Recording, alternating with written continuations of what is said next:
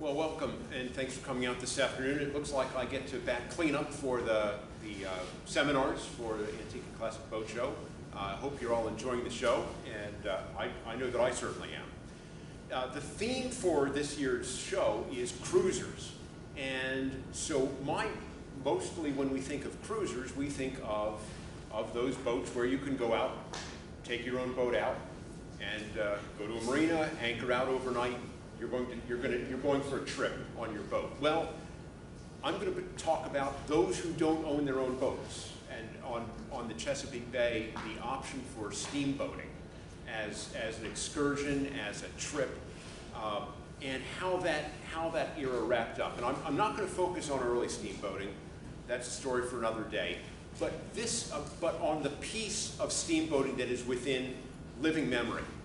Steamboating on the Chesapeake lasted for just about exactly 150 years, starting in 1813, and took advantage here on the bay, as it did in other regions, the inland waterways, the Mississippi River, the Ohio River, Long Island Sound, Chesapeake Bay were all places where steamboating took advantage of natural routes.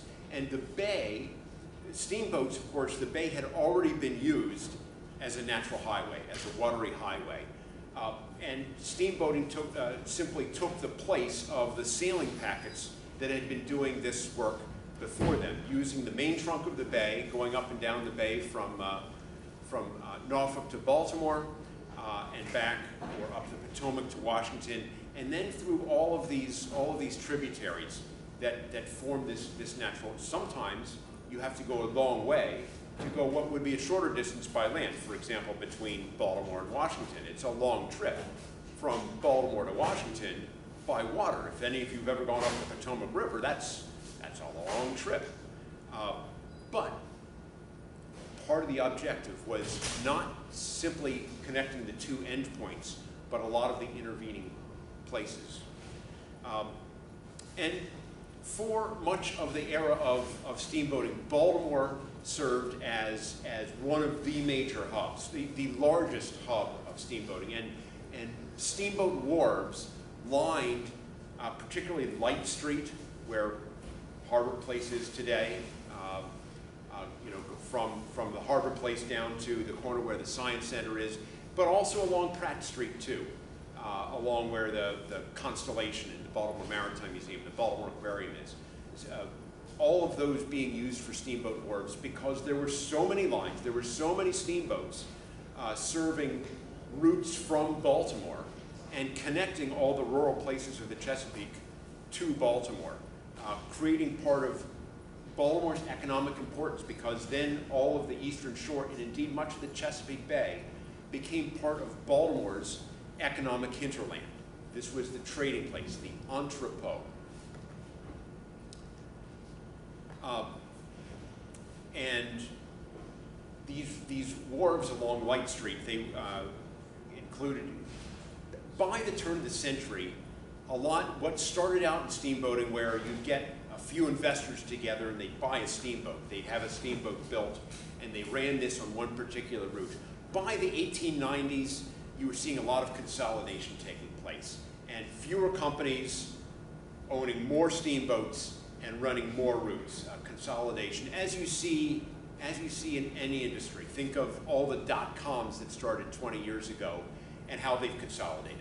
It's fewer companies there's still more springing up, of course. There's still opportunity there, but you see that in any new business model, this consolidation over time, and certainly true of steamboats. And down at this, you're looking down Light Street here in this view from the BC&A, Baltimore, Chesapeake, and Atlantic Railway Company. This was a railroad that was buying up steamboat companies, owning both railroads and steamboats, a full transportation network. And the Tolchester Company, which was, I'll get to that in a little bit, an excursion company, and then down the far end with that cupola was the Old Bay Line, officially the Baltimore Steam Packet Company, but marketed as the Old Bay Line. And I'm going to talk more about the Old Bay Line than about any of these others, though we'll touch on some of these others. Steamboating Steamboating was, first and foremost, a passenger and mail business, because the advantage that steamboats had was that they could arrive on a schedule. If you've ever been in a sailboat, and I know this is not really a sailboating crowd, but maybe you've been a victim of a sailboat on a day when the wind didn't blow and you didn't get home when you intended to get home. Now, most of our sailboats have auxiliary engines today, so perhaps that wasn't a problem. But nevertheless, they didn't have motor auxiliaries on sailboats back then, and so steamboats had this appeal because certain things need to get delivered on time. Mail needs to arrive on time. There are standards for that, despite what you might have experienced in the last year. And the other is, and passengers. Passengers, if you've ever been to an airport, do not have a lot of patience for delays. And so these time-sensitive travelers, these time-sensitive cargoes ended up going by steamboat. Coal, lumber, wheat, fertilizer, that remained the business of the sailing vessels, which could just have a big cargo hold. They didn't have to give up cargo hold space for machinery and for fuel. They could, and it didn't really matter if the fertilizer arrived tomorrow or Thursday. It just didn't matter. So those bulk cargoes tended still, and so steam and sail tended to compete with each other for a long time, for over a century on the bay. But freight was an important part of that mix too. And so loading freight was typically these steamboats, if they were multi-decked, you would have a lower deck, the one that's, you don't have to go upstairs. That lower deck was for freight, upper decks for passengers. On smaller steamboats, they somewhat divided that. But so much of the steamboats, particularly as time went on, went toward attracting that business. It wasn't important enough that you were going to arrive on time. You wanted to be comfortable arriving there. And so you would see these really beautiful interior spaces. The typical layout on a steamboat, no matter how many decks, was that they had a central, the proper term would be salon, French for room, a salon. But on Chesapeake steamboats, they didn't call it a salon, they called it a saloon, like out west, I don't know. I don't know why, but that's what it was called on Chesapeake steamboats. It was the central saloon, and surrounding this central saloon would be the doors to all of the individual staterooms. So you'd come on board, and you'd meet the purser, and show him your ticket, and he would issue you a key, and you would have your own stateroom with maybe just a single bed, maybe a double bed, various size accommodations, just like a hotel today. Do you want a king size? What do you know? They had a variety of these. And Chesapeake steamboats were not the most luxurious steamboats in the United States. You found more opulent steamboats in either transatlantic service, certainly, but even coastwise up in New England. If you were going between Boston and New York, for example, or Boston and Providence, Rhode Island. Much fancier down there. Still some elegance, some stained glass, some nice carved work, some elegant carpets, upholstered furniture, and all in that central lounge area, all in that central saloon. Staterooms too were meant to appeal. If you had a good experience, you might come back. Just like any business today, they wanted in hospitality, they wanted to offer you a good experience. And in your stateroom, you would find your bed, maybe a chair. You can see there's a sink in the corner. Typically, what there would be, sometimes they would have running water. Other times, before they plumbed these entirely, you would get a pitcher of water, and there was still a drainage system. It's always easy to drain water. Not so easy necessarily to pump it out, but you would get this pitcher rack with a nice towel and a cup and this pitcher, a ewer of fresh water that was provided to you for the trip. The accommodations, now in the era of steamboating that I'm talking about, the 20th century, this is an era of Jim Crow. This is an era of segregation. And so the nice staterooms, the first-class staterooms, generally, those tickets were only sold to white passengers. Now, many of the steamboats, the larger steamboats, would also have what they called second-class accommodations, usually lowest deck and toward the stern. And it was more like a dormitory. You didn't get your own room, but it was a room with several bunks in it, and you would share it. It was, of course, less expensive that way. And of course, they would have second-class accommodations for white and for colored. For men, because this is dormitory setup, you've got separate for men and for women. So white women, white men, colored women, women, colored men, and some restroom facilities for them in addition. Now, as segregation got going in the 1870s and 1880s, even before even before the famous Supreme Court case of Plessy versus Ferguson, there were some interesting cases that came up on Chesapeake steamboats about the right to travel.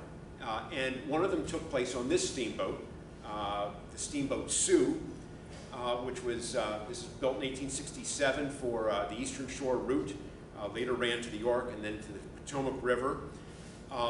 And this is the case, the discrimination case took place in 1885. Martha Stewart, not the Martha Stewart you're thinking of. This is an African-American lady, and her sister. They managed to sleep in an aft cabin in 1883, and for some reason they bought the ticket, and the purser gave them the key, and they got this first-class cabin.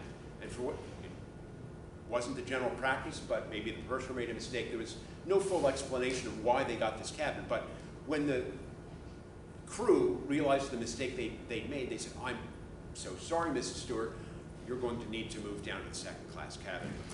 And but she refused. She refused to come out. She had locked the door. She'd undressed and gone to bed. And "I'm sorry, I'm keeping my cabin." And when she traveled the next time in 1884, the captain was ready for her. And they took the items out of her room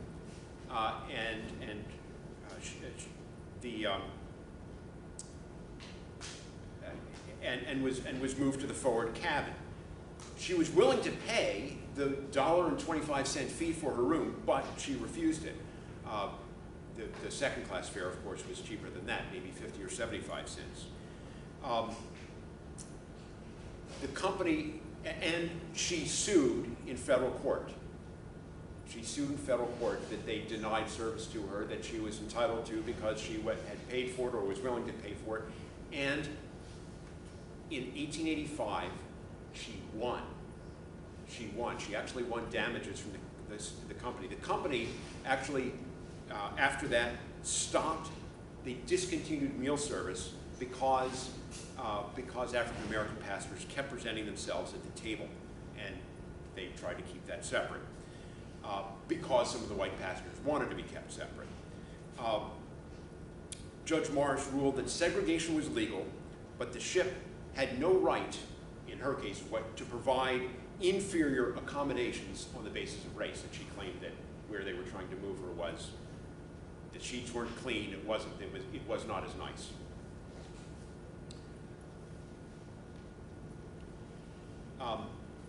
And you can see this is a card about this big that was kept by the purser on this particular steamboat, the steamboat Pocomo, and you can see that he's made notes on it. That this is a $2 stateroom over here. It's a little bit larger. This is a $1.50 stateroom over here. This is the space for himself, the purser. Hard to read what this is, some other use. And over here, these are, right here, colored. Now what's the difference? Well, here's the pantry and so forth. They've got windows to the outboard side. These cabins have windows to the outboard side. They've got fresh air, they can open up a window. These, they're right up against the paddle box. Not as nice, and those are the ones that are reserved for the colored passengers. And here we have evidence in our collection of the practice of how the purser was implementing segregation aboard these steamboats. This pattern, of course, continues on into the 20th century, and after Plessy versus Ferguson, and some actually steamboat boat and railroad companies resisted segregation because it meant that they had to build duplicate facilities for everybody. So, segregation continues on pretty much to the end of the steamboat era, almost to the end of the steamboat era. There always were hazards of travel by steamboat.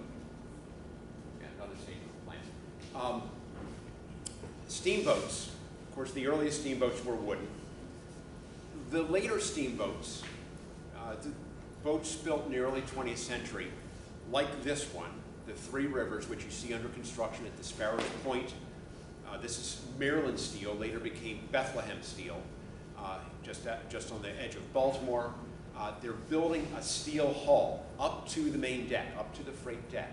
But everything above that is framed in wood. It's framed and finished out in wood.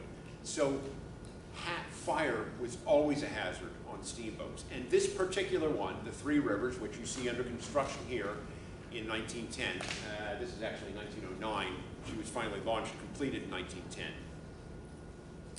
When the boat was only 14 years old, on July 4th, 1924, the Three Rivers is returning from Crisfield on 4th of July with all folks who actually had been attending the Baltimore Sun's annual Chesapeake Bay Championship Workboat Races. And among the passengers who were down there for the Championship Workboat Races, sponsored by the Sun papers, were members of the Evening Sun Newsboy Band with their band instruments. They were there to perform, and they were returning on the Three Rivers that evening of July 4th. And they came up out of Crisfield across Tangier Sound and up the main part of the bay. And just before midnight, when they were up to about Cove Point, they had a watchman who went around. He made 13 checks around various parts of the steamboat every hour on the hour and reported up at 11:25 in the evening to the pilot house. All is well. But at 11:52, a passenger came up to the pilot house and said, the boat's on fire. There's smoke. And the captain was alerted, went down into the saloon. The main saloon is filled with smoke. He and his crew grab axes. They start smashing the windows around the main saloon to vent the smoke out and start alerting passengers, getting everybody out of their staterooms, because, of course, by midnight, almost all these folks have gone to bed, including, of course, the 59 members of the Evening Sun Newsboy Band. They can't even get some of the boats launched because the fire gets fully engaged so quickly. They try fighting the fire, but it's too late. The ship is quickly consumed by the fire. They get 2 lifeboats launched, but only a fraction of the passengers can get in them. Most of them have to take the life belt that they found underneath the mattress in their stateroom, put it on, and jump overboard. Some of them can't even get out through the saloon. They have to crawl out through the window in their stateroom to get there. Because of the action of the captain and crew and the vessels that came by to assist, who saw this spectacle, a burning steamboat at night. 3, 4, 5 steamboats, 7 vessels in all came to assist over the course of the next 2 hours and plucked passengers up out of the water. In the end, 10 people lost their lives, including one African-American crewman and 5 members, teenage boys, 5 members of the Newsboy Band. Fire was always a hazard. They determined it was probably started by a person smoking cigarettes and being careless. The watchman had actually tried to tell people not to smoke because they had too many passengers. It was too dangerous. And this is the burning wreckage the smoldering wreckage. And as you can see, everything, 2 decks plus the pilot house, have burned down to the main deck, down to what was steel, down to what you saw in the construction photo of the 3 rivers.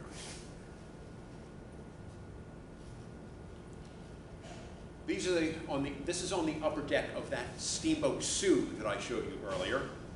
By this time, it is commanded by James C. Gehagen. Had been commanded by his uncle, William Gehagen, a few years earlier. Steamboating was kind of a family affair. Here he is, James C. Gehagen, Captain James C. Gehagen, with all the members of, with the officers of his crew. One thing that you will note about the officers of his crew is that the officers are all white. The majority of the crew was actually African American, but African Americans didn't get officer jobs. They got waiter, steward, pantryman. They got the more menial jobs on the ship. This was both the jobs as well as the passengers. Segregation was in effect. Captain, these were respected people in society. The captain was making in 1894 $100 a month. His chief engineer $80. The purser, the paymaster essentially, who was handling the money, $50. A deckhand, $18, and a waiter, $12. $12 a month for a job that went to an African American.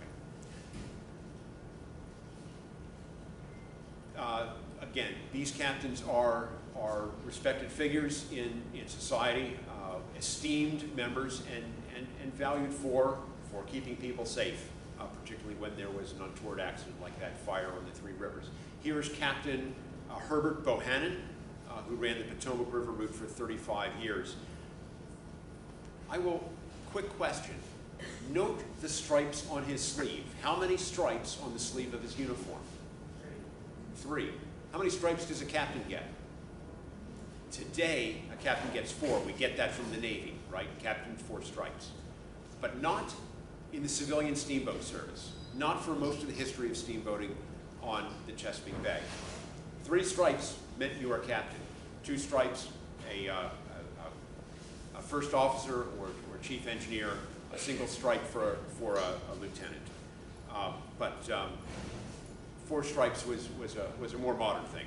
And we see that actually in, we have a ferry captain's uniform from the mid-20th century in our museum collection here.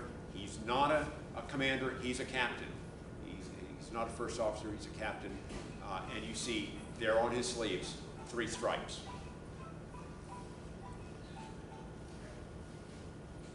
Steamboats got used for the earliest of the ferries that preceded the Bay Bridge, the Claiborne-Annapolis ferry and the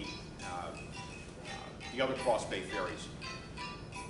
The ferry service early on, when it got started in the 1920s, used steamboats, including the steamboat that you see here on the left, the Governor Emerson C. Harrington. This is coming into the Claiborne Landing, and this is just a few miles outside of St. Michael's.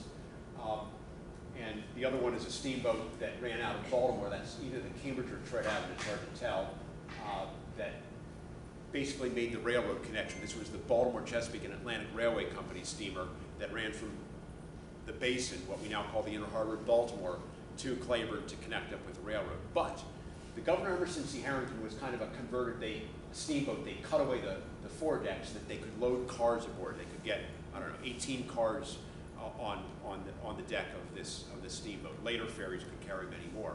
But the first ones were steamers. By the end of the 30s, all the new ferries, double-ended ferries and such, were diesel. So steam ended on the ferry service fairly early on. Didn't last very long. But it certainly did survive long, remarkably long, even past World War II, with a couple of other lines.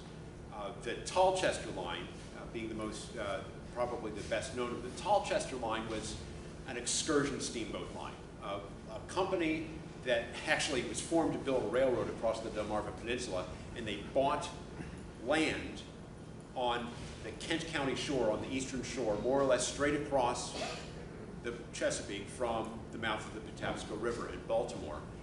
but the railroad never got built. And so what are we going to do with this land? Well, they turned it into a picnic beach, an amusement park, and ran steamboats out of Baltimore, down the Patapsco, across the bay to Tolchester Beach. Later on, as this poster indicates, they ran excursions to other places as well, farther down the bay into Anne Arundel County. They even came in here from time to time to St. Michael's. Like most companies, they got into financial trouble, got overextended in the 20s, and in the early 30s, and the Depression did them in.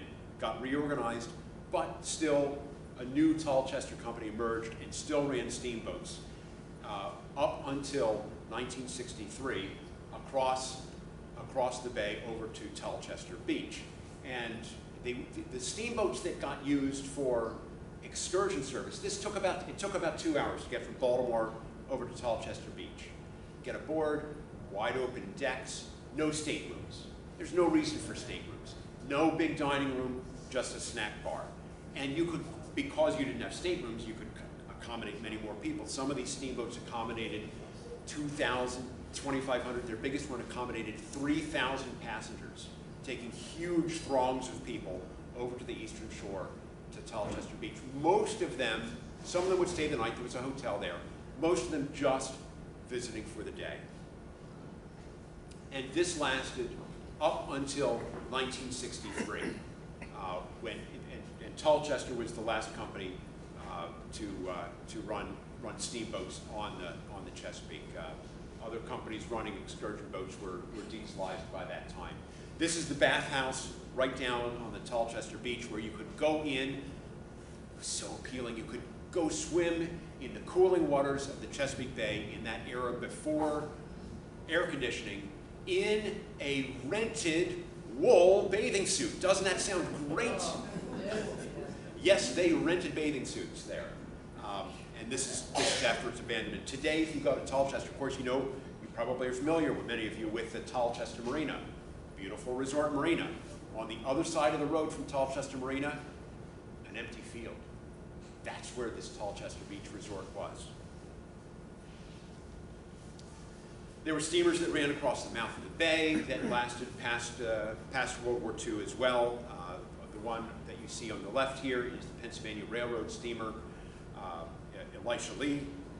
No, this is the Maryland. The Elisha Lee looked very similar, only it had 2 stacks, which ran between Cape Charles and Old Point Comfort, crossing the mouth of the bay, bringing passengers back and forth, and of course, providing another railroad-sponsored connection.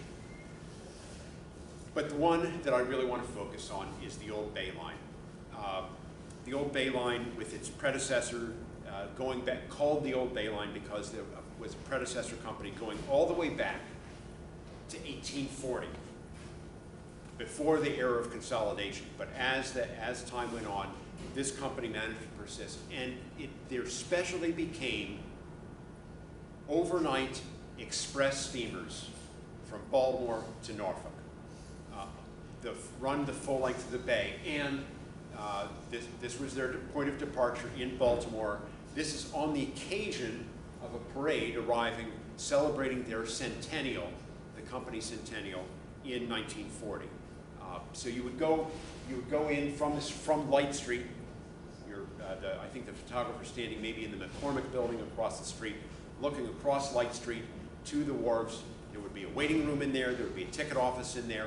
And just like a train station with platforms behind, instead of platforms behind, you'd have a series of wharves and several wharves for the Old Bay Line steamboats that departed. And you would be instructed to go to the appropriate wharf to board your steamer and get your key from the purser. Particularly the Old Bay Line, particularly these overnight express steamers that ran up and down the bay, they were well-appointed steamboats. They prided themselves in good white table surface. You would board in the evening. The boat might depart 5 or 6 o'clock in the evening, and the first thing that you would do, of course, is after you got your belongings in your stateroom, is you would go down to the dining room on the lower deck aft, the beautiful view out over the bay, completely lined with windows all around, and enjoy dinner with excellent service and a good menu. And you could, this is a menu from the 1950s, and we see, well, probably a little, we've got chicken a la king, crab cakes with coleslaw, $2.50. Broiled seasonal fish, lemon butter, and corn cakes, $2. High-priced item here, broiled sirloin steak with French fried onions for $3.75 for the big spenders among you.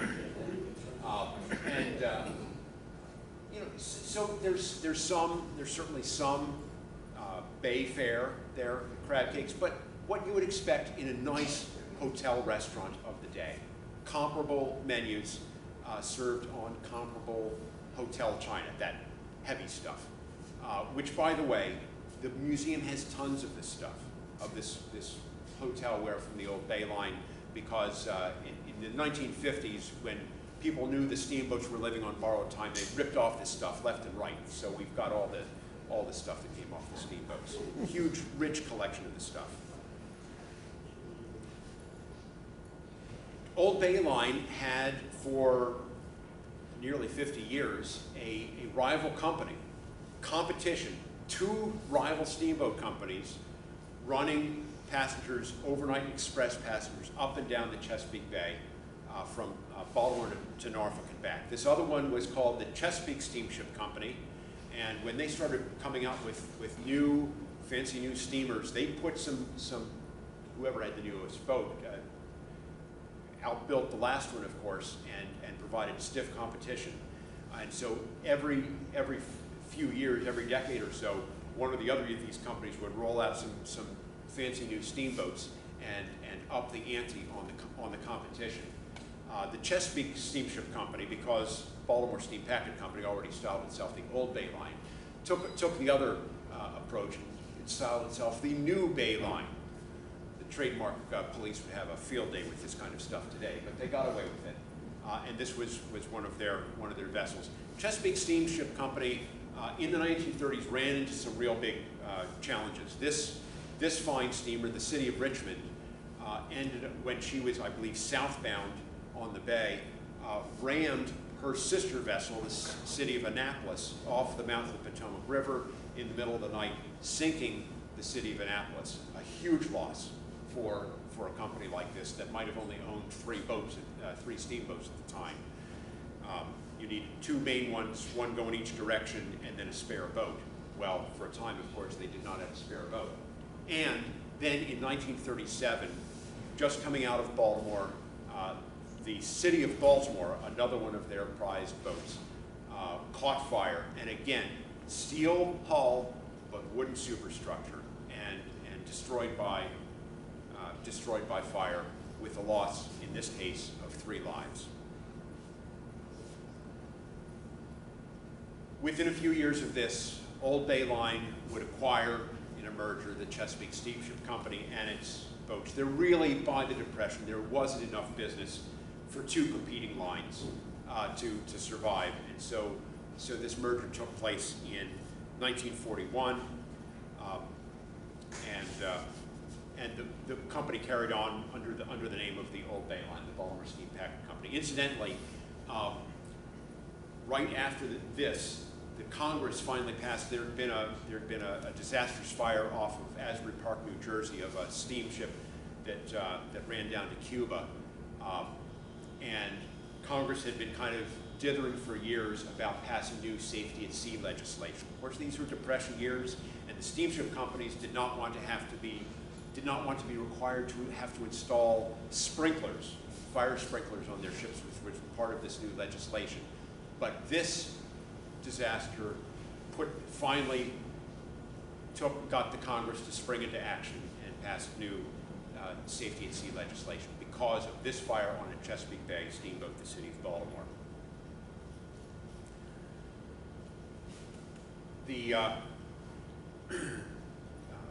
In 1923, the Old Bay Line rolled out 2 new steamboats, again upping the ante on the competition from the steamers that the City of Richmond, City of Annapolis, City of Baltimore, that had been built just a few years before by the Chesapeake Steamship Company, and this is what allowed the Old Bay Line probably to have the upper hand in the competition as they went into the Depression. They built the state of Maryland in 1923, and in the same year, a sister ship, the state of Virginia. These new steamboats with 3 decks of passenger accommodations. I'm showing you the middle and upper deck here with their classic stateroom plans. And again, what you have is on this gallery deck, you would have, this would be the lower level, and then stairs up. There'd be stairs here that divide and go either way, a big mirror midway to take you to the top, another set of stairs here, again with a big mirror midway up. And this would take you, this sort of had 2 big openings, two-story high spaces between the gallery deck and the saloon deck, with stained glass dome up above. Beautiful, beautiful boats. And then Old Bay Line built the last of the new vessels of the new vessels that they would build in 1928. This was the President Warfield, even bigger, even fancier than the state of Maryland and the state of Virginia. Here she is. There's one intermediate stop between Baltimore and Norfolk, and that was on the other side of Hampton Roads at Old Point Comfort. And here, this is at the wharf of Old Point Comfort, with this being sort of the wharf building. The photograph is being taken from the beautiful Hotel Chamberlain that is from an upper story window of the Hotel Chamberlain looking down onto that dock. So you could get across here, get off here, and the hotel was right there. Yes? Did that not become the Exodus? Yes. So in World War II, what happens during World War II is that the government comes along and requisitions many of the boats from all of these companies, from the Norfolk and Washington line, from the Old Bay Line, from the Chesapeake Steamship Company, and they use them they take them across the Atlantic.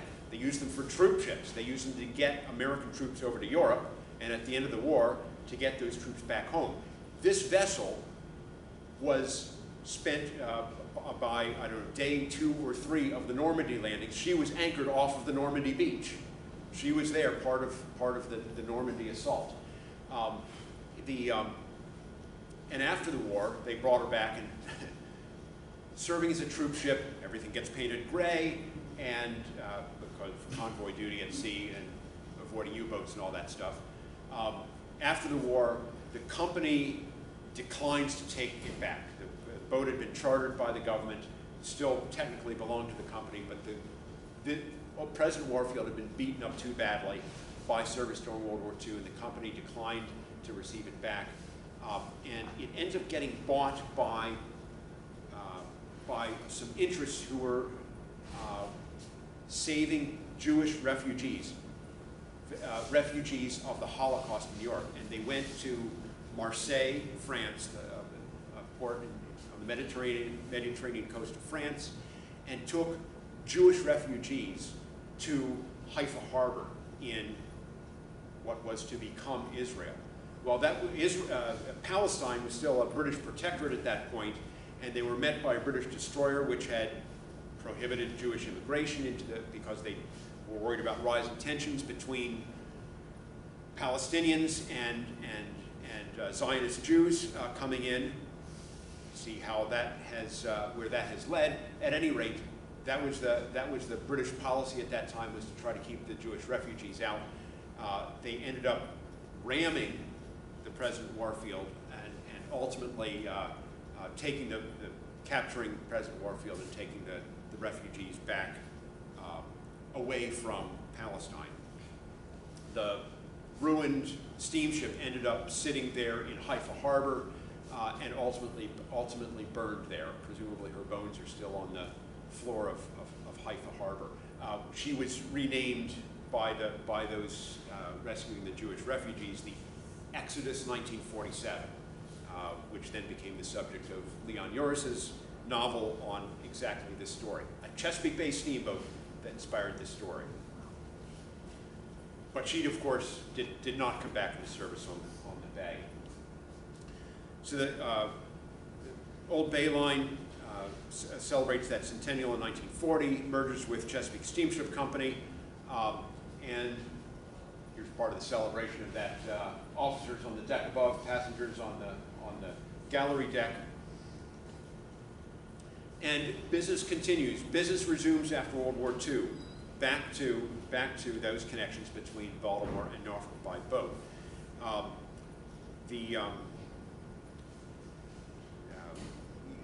Here you see them advertising rates. Now they've consolidated. Not only did they acquire the Chesapeake Steamship Company, they also acquired the boats when it went bankrupt of the Norfolk and Washington Steamboat Company. And for a few years they kept routes going up and down the Potomac River to Washington, between Norfolk and Washington as well. But you can see in this one, they have, no, this is just the update rates. Now we're looking, they're looking to, people need certainly to get simply transportation back and forth between Baltimore and Norfolk, but they're also now, in post-World War II America, people are taking vacations all the way down to Florida. And so they're advertising for this kind of excursion. You can load your automobile aboard the Old Bay liner and save yourself 230 miles by road on your way down to your Florida vacation. They do special cruises to try to attract passengers. Some of the gimmicks, frankly, that cruise lines will do today. This special week, come aboard for this special cruise. And automobile transportation becomes part of the scheme for these companies. And here we've got new passenger fares and the automobile rate. $6.75 is the updated rate here in 1950. $6.75? $6.75. For your car? For your car. How much for a passenger? We have $5 for the passenger, one way, or I think that's $5. The resolution isn't so good here. How far was that? What's that? How far was the trip? Well, the trip by water was about 160 miles, but you couldn't drive that straight distance by road, so you were saving yourself 230 miles of road travel by loading your car aboard the steamboat.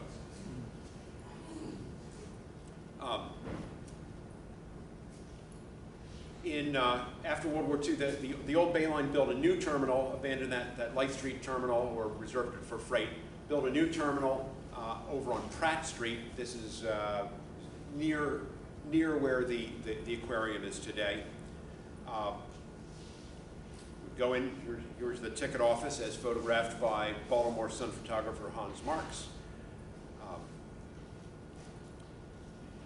We're back to Old Point Comfort here. So often, you would leave Baltimore in gathering dusk.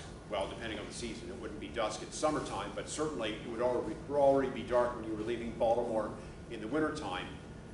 And you would get to Old Point Comfort before the sun rose. So Old Point Comfort was visited in the dark, and by the time you got across the Hampton Roads to Norfolk,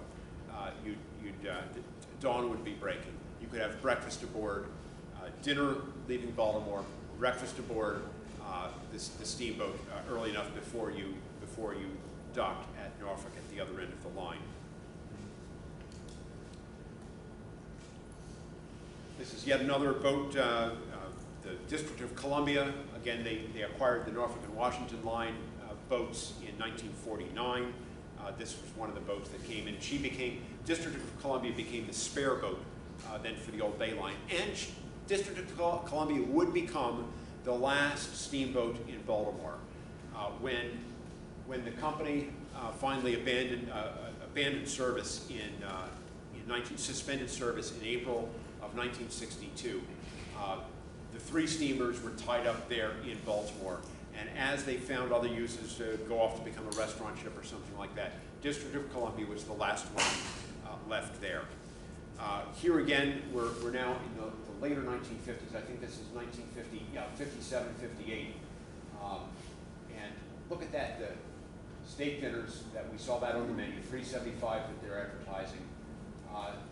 Staterooms, you don't have to get a stateroom. You can just sleep in the chair, just like you can on a railroad car. You can get the sleeper car, or you could just sleep in coach, if you could sleep that way.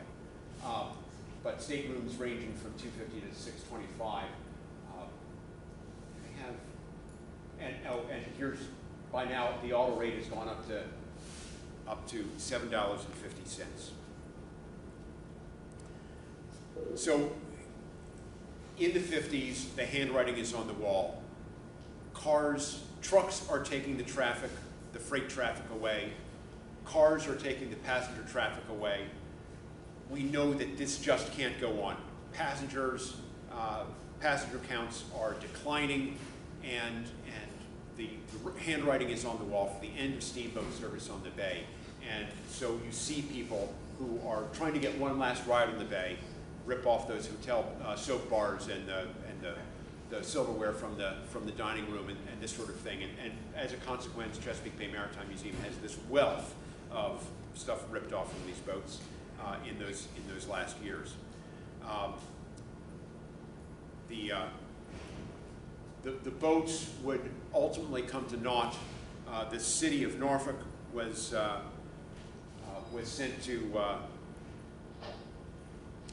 New Jersey for conversion into a restaurant, but she burns in the yard where she's being converted. Similar fate for the city of Richmond, and then the District of Columbia is finally vandalized and partially burned at her dock back in Baltimore. Today there is not one Chesapeake steamboat surviving anywhere. The closest you can see to something like what's served on the bay is up at the Shelburne Museum in Vermont, where you can see the steamboat Ticonderoga that's been moved up onto land. Steamboats like her, that one did not serve on the Chesapeake, but steamboats like her did serve on the Chesapeake, and not one of these survives, not here, not anywhere else. Can I add something to that? Yes. The Virginia Lee on the Ferry Accomack. Yes. That is up in Mallows Bay. You still see a portion of the bow. One of the wrecks at Mallows Bay Yeah. for the Virginia Lee. Thank you. To the 1928 for the Pennsylvania Railroad. Another one that ran alongside the Maryland and the Elisha Lee across the mouth of the bay. Right. Okay. Yes. How long was President Warfield? How long was it? I'm going to say 325 feet. That's not exact, but it was in that range. So, I mean, they were substantial boats for the Chesapeake Bay. For an ocean passage, their decks were kind of low. But they were pretty much, President Warfield was probably the largest of the passenger steamboats that was built for Chesapeake Bay service. There were larger steamboats certainly that came into Baltimore that did coastwise steam, going from here to Jacksonville or New York, or certainly the transatlantic steamship companies, the North Atlantic, the German what's the German line? Anyway, North German Lloyd line that came into Baltimore, and a couple of others like that certainly had larger vessels coming in. Yeah. I remember as a kid going up that Wilson line, it was in George Washington. Was the Wilson line primarily a towing line, not in the bay? The Wilson line was primarily a Delaware River line. They started on the Delaware River and ran excursions. They were an excursion company. Their early boats were all steam. The last boats, I believe, there were some diesels. And George Washington, I believe, was one of those steamers. They branched out though and ran a few routes on the Chesapeake, principally on the Potomac River. And the George Washington is one of those that did that. But they were I think Wilmington based or somewhere over in the Delaware River. Yeah, I remember it sank in Washington one time when I was a kid. You go down Mount Vernon and Marshall Hall from Washington, Southwest Bureau. I think it sank there, and they had another boat for a couple of years, and that was the last I remember. But I seem to remember looking down into the hole of that thing and seeing what I thought was a steam engine. Were they steam with diesel? Diesel fuel, or were they diesel? No. She was a steamer. Okay. Yeah. I think the last of the Wilson Lines steamers operating on the bay was the Bay Bell, which did some excursions. They did some excursions even out of Baltimore as well, as they branched out in that business, as the sort of dinner cruises in some cases, cruises to nowhere. You'd return to the same spot rather than going to a destination. So Marshall Hall was nowhere by that. State of Maryland, you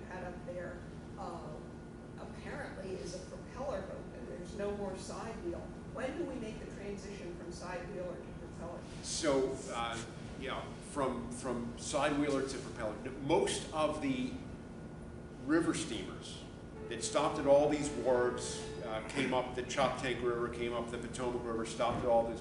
Most of those vessels were paddle wheelers. Why? Because paddle wheelers can operate with very little water under the keel. The propellers, the paddles work with you, but propellers you need a certain depth under your keel, or you lose efficiency, and so those were mostly paddle wheelers, even though paddle wheelers were less fuel efficient. The propeller vessels first prevailed in service between Baltimore and Philadelphia, what was called the Erickson line, because it was the Erickson screw, the screw propeller, that ran. And why did they have to do it? Because of the narrow locks of the original Chesapeake and Delaware Canal. They were limited to 25 feet.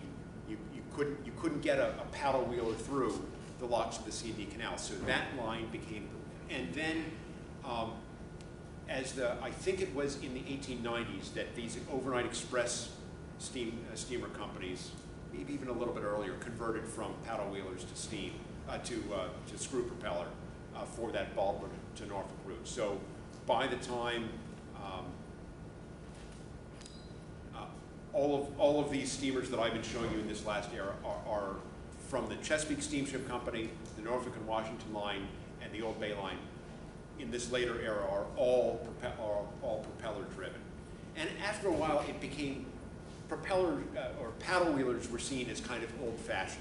And so even though later generation of paddle wheelers were made to kind of disguise their paddle wheels, they were made to look like propeller steamers because they didn't want to look old-fashioned. They wanted to look new and modern, even if they were still paddle wheelers. Well, thank you all very much. Oh, one more? Yeah, the location where the Bay Bridge comes over on the western side what was that? So what started out as the Claiborne-Annapolis ferry, that was a ferry landing at Sandy Point, which you can still see the ferry dock right there next to Route 50, next to where the toll booths used to be until last year. And there was another ferry landing. The Annapolis to Claiborne ferry morphed into Sandy Point to Mattapeake. And so over where there's Mattapeake State Park on Kent Island Shore, which is a little farther south, the ferries did not come straight across the bay back then. They went a little south over to Kent Island to the Mattapeake location. And again, that landing is still there. I don't know if it's in good enough shape that you could land a ferry there, but it's now a state park property.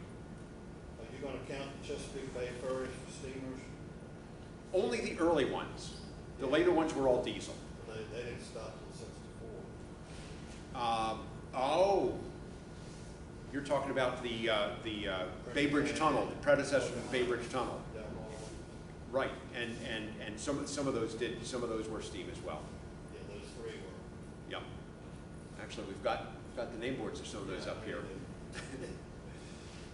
Yes.